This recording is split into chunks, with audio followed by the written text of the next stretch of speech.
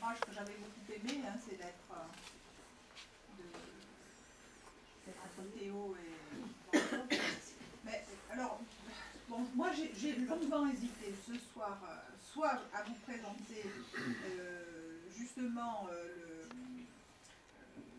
le livre de Gérard Garouste, L'Intranquille, hein, donc Gérard Garouste qui est un peintre qui a fait une psychanalyse et qui témoigne de ce parcours analytique et des effets que ça a eu sur lui, et d'une certaine manière comment le travail d'écriture vient nouer quelque chose de supplémentaire psychiquement pour lui, à savoir que finalement la mélancolie qui le terrasse régulièrement depuis toujours, finalement le maintient dans une certaine tranquillité. Donc on voit bien quelquefois que pour un sujet, le travail d'écriture permet de rester un peu rivé au sol, quoi, hein. Voilà, alors Gérard Garouste en témoigne, je le présenterai une autre fois, mais il est vrai que, vous voyez, de la même manière que Vitry, à qui on disait, mais oui, on sait bien que vous n'aimez pas les femmes, vous êtes contre les femmes. Alors il disait, mais oui, je suis contre les femmes, je suis tout contre. Au sens où on s'y appuie. Et entre Théo et Van Gogh, il y a ce nuage-là. Hein, c'est qu'effectivement, oui, il s'appuyait sur hein, il y avait un soutien. Si Théo n'avait pas fourni ne serait-ce que les tubes de peinture, combien de fois il lui réclame hein, dans les tubes de peinture, il n'y en a plus. Il n'aurait pas peint. Jamais. Jamais hein. Voilà, enfin, donc, et oui, puis, mais le rapport à Théo oui. est bien antérieur à la peinture, attention. Hein. Oui, oui, oui. Il y a 9 ans avant la peinture, qui dure 9 ans. Plus que la cure psychanalytique, il a fait de l'asile psychiatrique. Oui, mais de moins en moins, Garouste. Moi je le connais, hein, Garouste. Ouais. Il vit en Corse. Personne ne le sait, mais il est là, dans les environs de Bastia. Et Garouste, peintre du cauchemar, là aussi il y a un traumatisme au départ. Le traumatisme, c'est que son père a dénoncé des juifs. C'est bien ça, hein, le collabo et tout. Et c'est un des facteurs de déséquilibre chez Garouste. Et il en témoigne ah oui. Très clair. C'est un très grand peintre. C'est la faute du père, d'une certaine manière. Bon, Lacan disait, pour faire un psychotique, il faut 3 générations. Hein.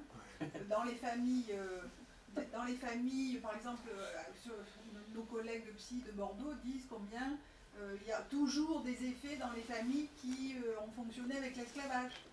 Voilà, hein, on retrouve des choses de cet ordre. Alors, pour l'auteur dont vous parliez tout à l'heure, j'y réfléchissais aussi de cette manière, avec Madame, vous en parlez avec pour le site Marcel Gambine, hier soir, nous a présenté cet auteur en disant qu'elle s'associait au jeu Les Cimes et qu'elle se prenait pour un cime. Oui, voilà. Oui, c'est vrai. C'est ça, vous vous souvenez, voilà. Oui, alors là, je pense aussi que c'est certainement un sujet pour qui le travail d'écriture est quelque chose qui la sauve. Hein, qui la sauve, réellement, voilà.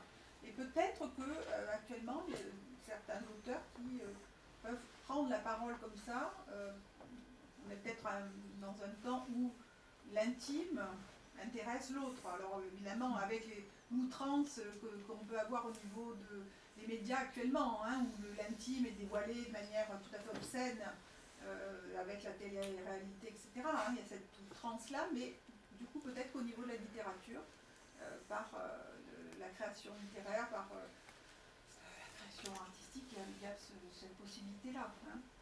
Et bon, vous savez que bon, Lacan a quand même parlé d'un auteur fondamental qui est James Joyce, hein, et dont effectivement pour James Joyce, tout à l'heure vous parliez d'ego, pour Sartre il n'y a pas d'ego, hein, mais donc en l'occurrence la fin de l'enseignement de Lacan qui met en scène tout ce qui est quand même assez difficile avec les nuages broméens pour symboliser la structure psychique.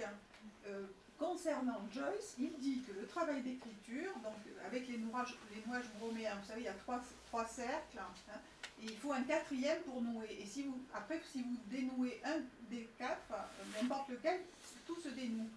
Alors pour le psychotique, c'est pas du tout le même nuage, mais donc il dit que pour Joyce, il se fabrique avec l'écriture un ego.